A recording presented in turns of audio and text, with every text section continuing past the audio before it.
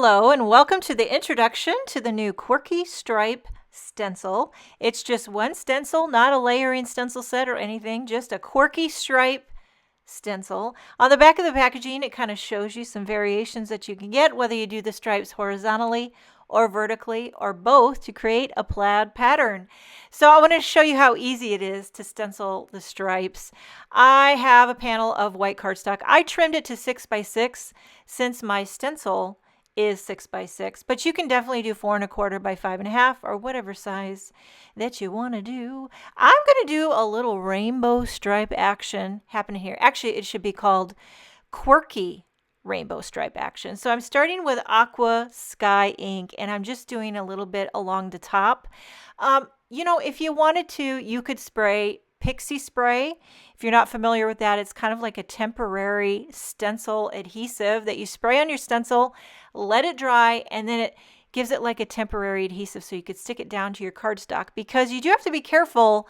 These quirky stripes can shift and shimmy if you're an aggressive blender like I am. I have been known to be in a very aggressive blender. Sometimes I just got to tone her down.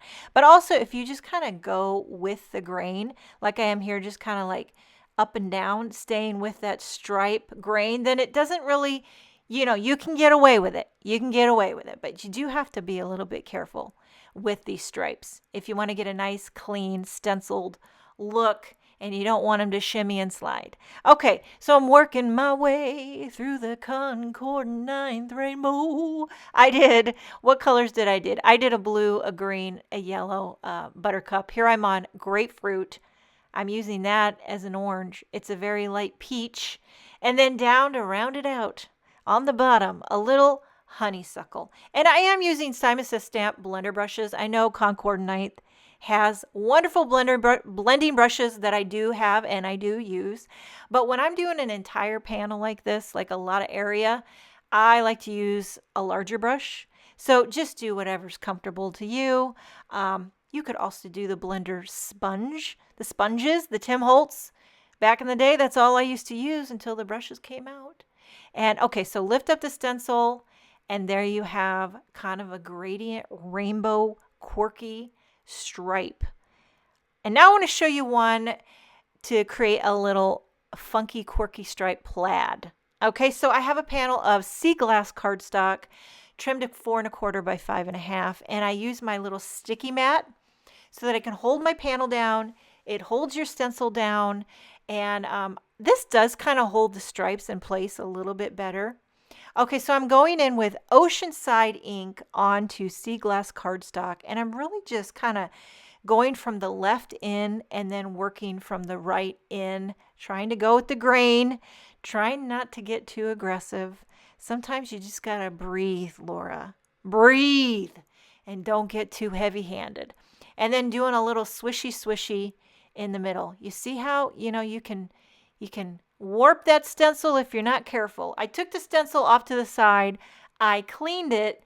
Now I laid it on with the stripes going vertically, and I'm going in with Concord 9th white pigment ink. So this is going to give you a subtle little kind of tone-on-tone plaid pattern on this sea glass cardstock.